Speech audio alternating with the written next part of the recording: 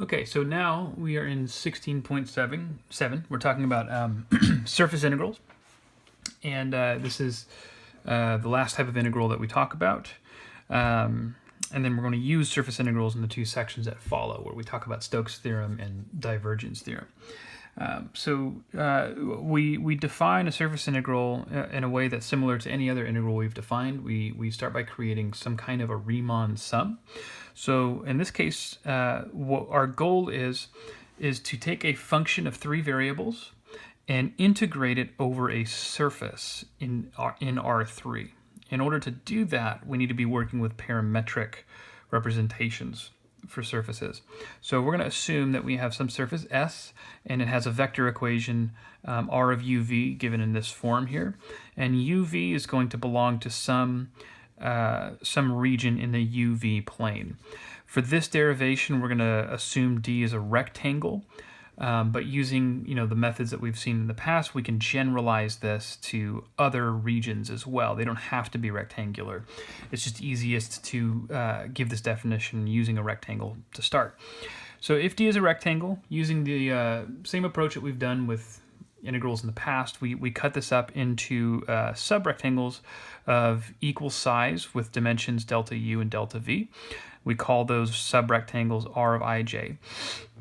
Now, if we have this vector equation for our surface S, then the image of any one of these subrectangles under this parametric function here, this vector function, would correspond to a patch of S. So this subrectangle is mapped to this patch under this function R. What we want to do is take a function f, which includes this surface in its domain. Remember, f is a function of three variables, x, y, and z, and we're assuming that this surface is in the domain of f, and we want to integrate over this surface. So what we do, just like we do with any Riemann sum, is once we've divided the set or region that we want to integrate over, we cut it up in two pieces, but by cutting the parameter rectangle into pieces, it automatically gives us the pieces that we want to cut S into, these patches. Within each patch, we're going to choose a point that I'm going to call Pij star. That's the point chosen in the Sij patch. And then we form a Riemann sum out of that. I plug that point into the function f, multiply it by the area of the patch, and I do that for each of these patches, and then sum the results. That's basically what a Riemann sum is, or in this case, a Riemann double sum, because it's a surface that we're using. So if I were to take the limit as m and n in this double sum go to infinity, that gives us a double integral, which we call the surface integral of f over s. Okay, just like a similar limit would lead to a normal double integral that we've talked about back in chapter 15. Now, obviously, this is not a useful definition for computational purposes. It gives us theoretical footing on which we can talk about these surface integrals, but you're not going to compute any surface integrals using an actual double sum with a limit, obviously. So we want to look at how to turn this into something a little bit more usable. And what we have done in previous examples, where we try to come up with a way of computing integrals once we know once we have a Riemann sum, is we want to look specifically at this delta Sij term right here, this thing that represents the area of a patch. We have seen this kind of thing before. We showed that if you choose a point in the one of the corners of your subrectangle, and then you can find tangent vectors to the boundary of the corresponding patch at the image of that point. So I got a little bug on my notes. We showed in a previous section that the area of that patch is approximately equal to the area of the parallelogram that you would get using those tangent vectors.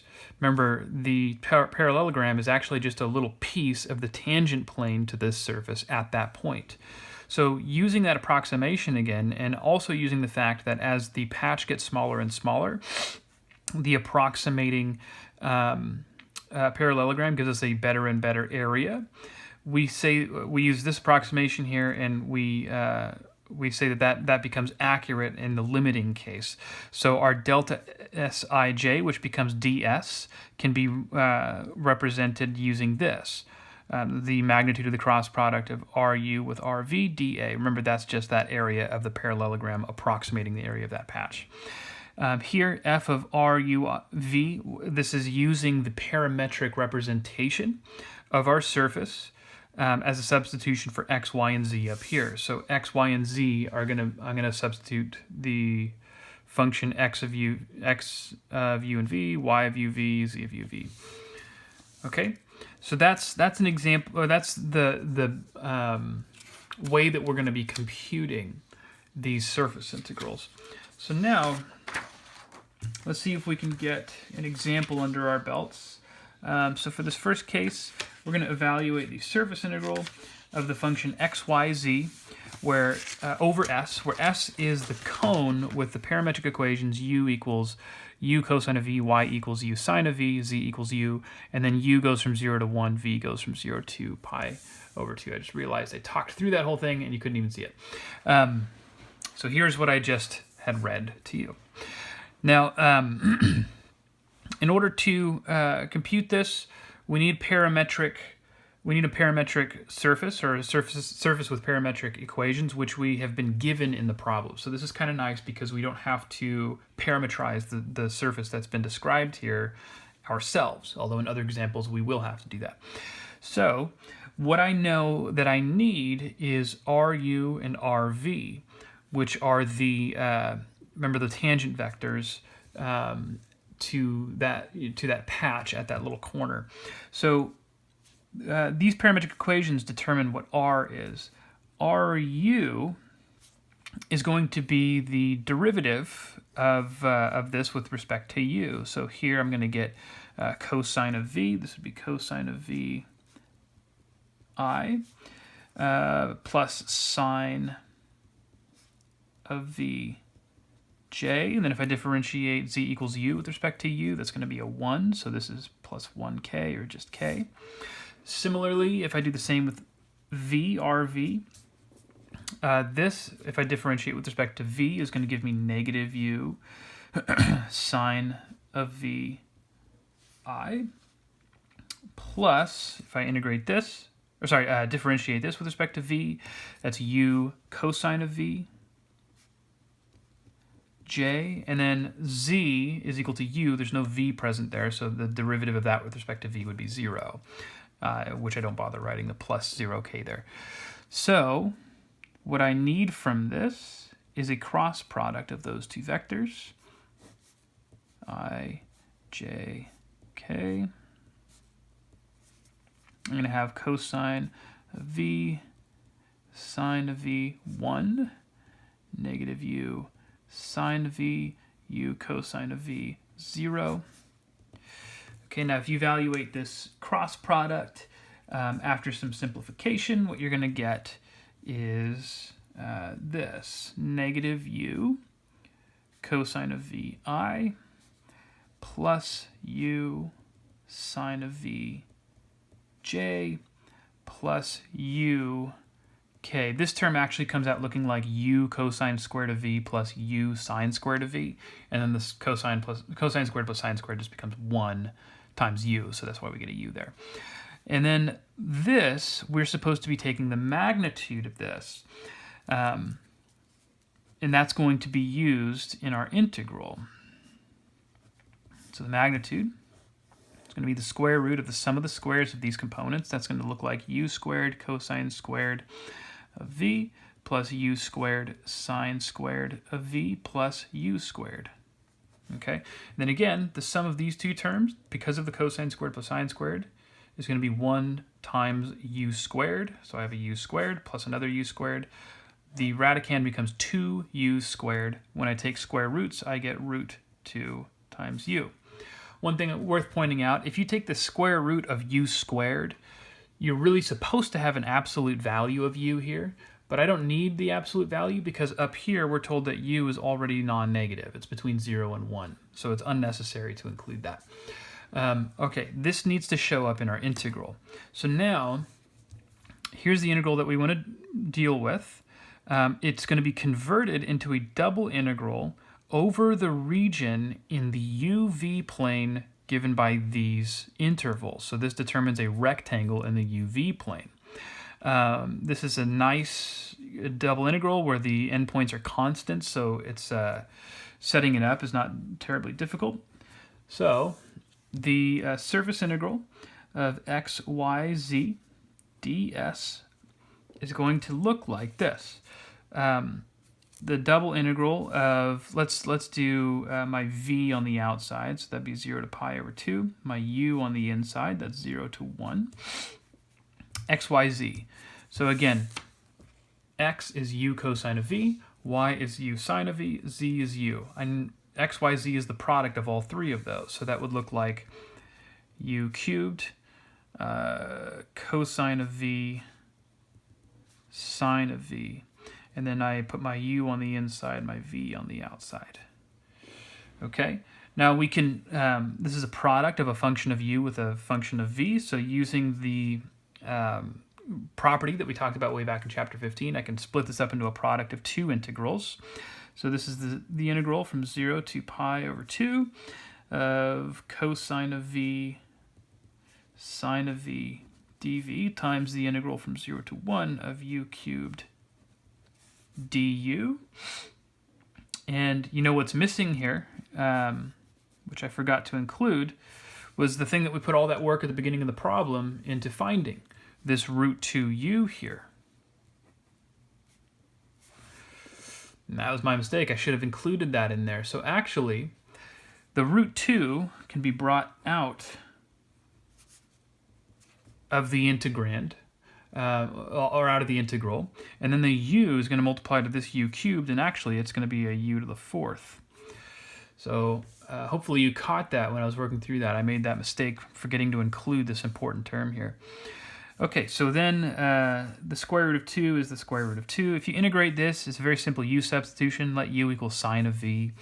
Once you evaluate that, you're going to get 1/2 as a result. This is going to give me 1/5, giving me a final answer of root 2 over 10. And that's that surface integral. So that's what you're doing. It's you work with a parametric equation, or a vector equation for the surface. In this case, it was given to us. In the next example, I believe we're going to have to come up with it ourselves.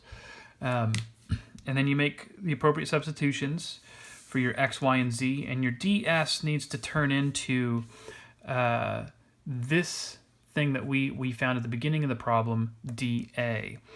And then in my case, my dA became a du dv because I knew this was going to be an iterated integral. But that's one example under our belts. All right, let's look at a case where the surface that we want to integrate over S is actually the graph of a function of the form z equals f of xy. We looked when we were parametrizing surfaces in the last section at cases like this. If S is the graph of such a function, then the parametrization for it is really easy. X is equal to itself, y is equal to itself, z is equal to whatever that function. And I just realized that these two functions disagree. Let me call this one g. It should be whatever the function is that defines that, g of xy in this case. Now, if you differentiate these with respect to x first, this becomes 1, this becomes 0, this becomes the partial derivative of z with respect to x, giving me this for rx.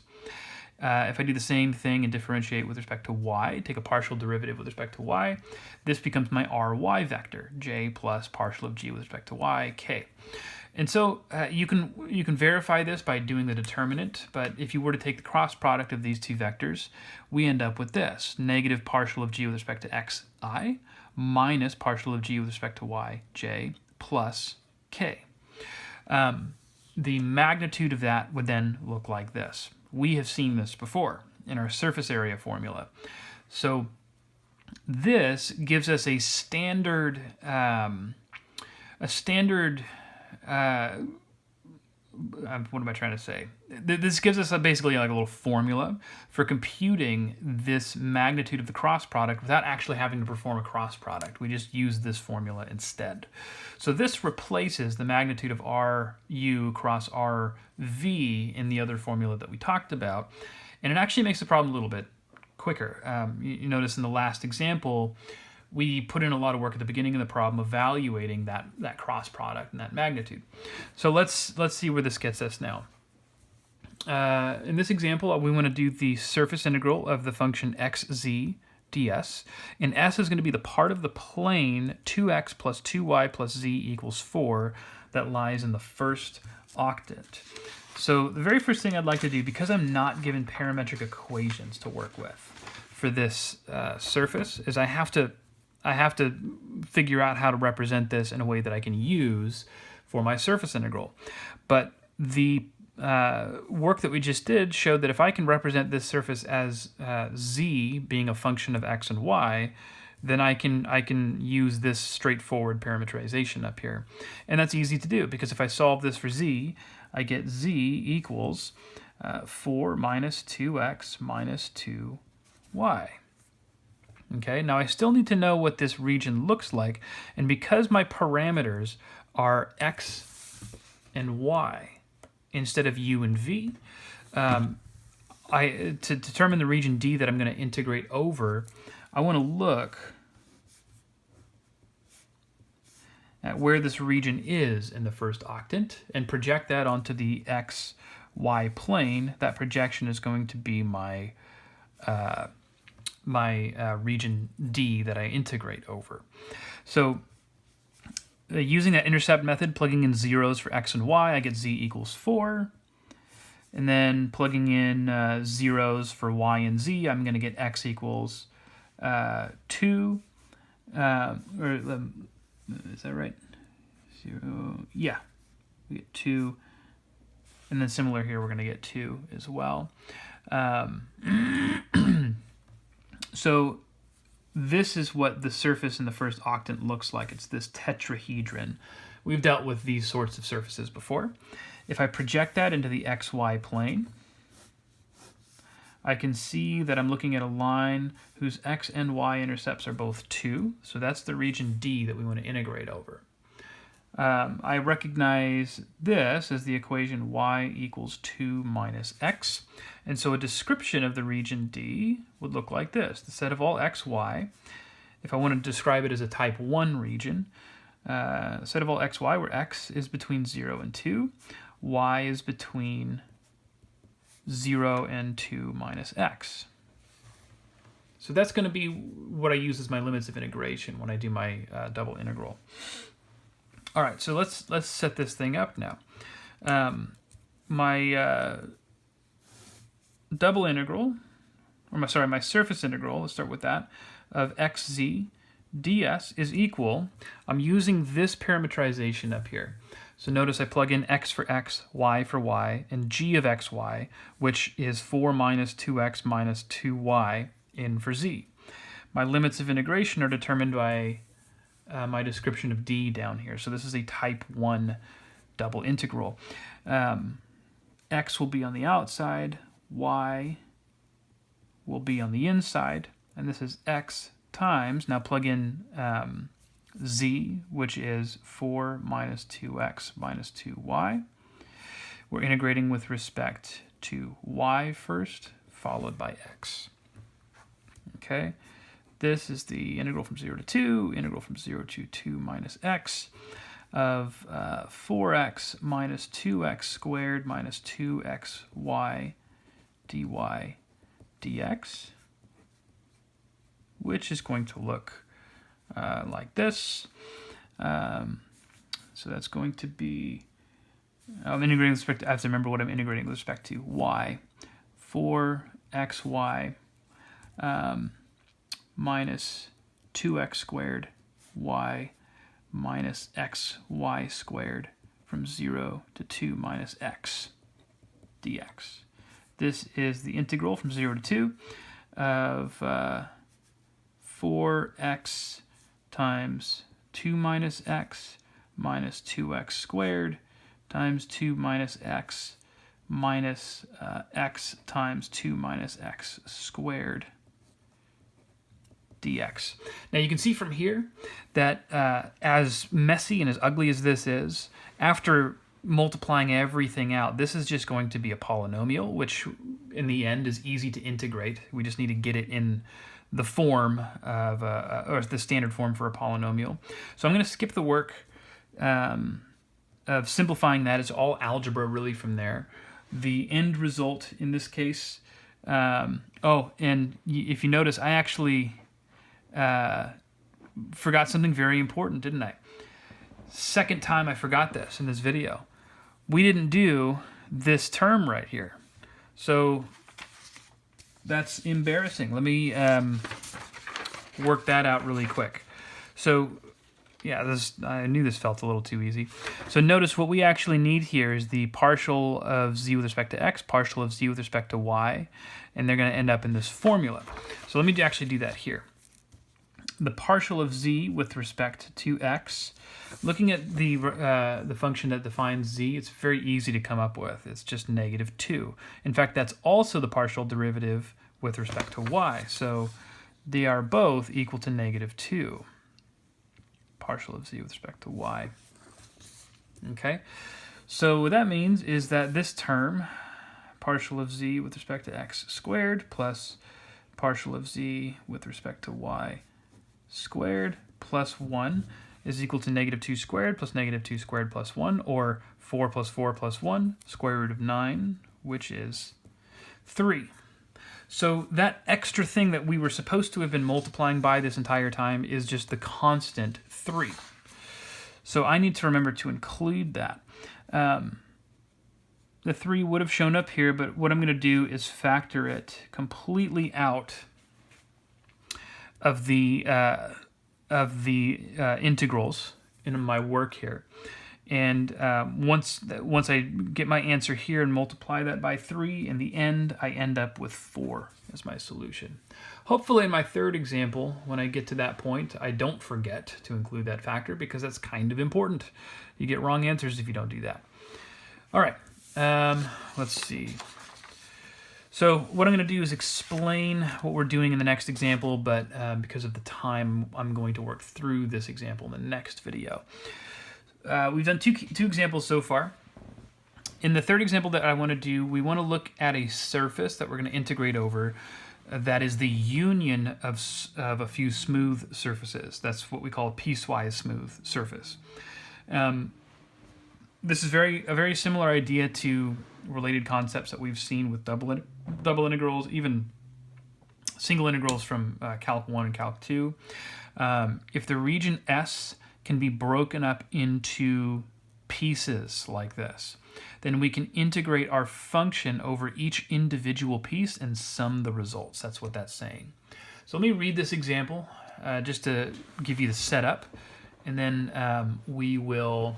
In fact, what I'll even do is I'll sketch the region or the surface that we're going to integrate over, and then in the next video we'll solve the problem.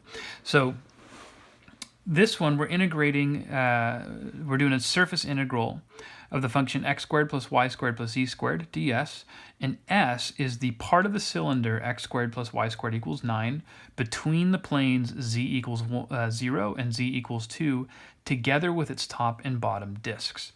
That means that we're looking at a surface that has a piecewise smooth surface that has 3 surfaces that make it up. And here's where you'll be able to see that. So I have x, y, and z. I know that the cylinder x squared plus y squared equals 9 in the xy plane is going to look like a circle of radius 3. And then the cylinder is going to be centered along the z-axis. Z equals 0 to z equals 2. So that's going to cut off a piece of this cylinder like this, going from 0 up to 2. Okay, so when we get to the next video and we need to integrate over this surface, I'm going to think of it as 3 surfaces. The side of the cylinder, I'm going to call that S1. The top of the cylinder I'm going to think of as S2. That's like the top base. And the bottom base we're going to call S3. That's going to make up the three surfaces. We'll integrate our function over all three of those. It's a lot of work. And then add up the results. That's going to give us a final answer. But that's going to be in the next video.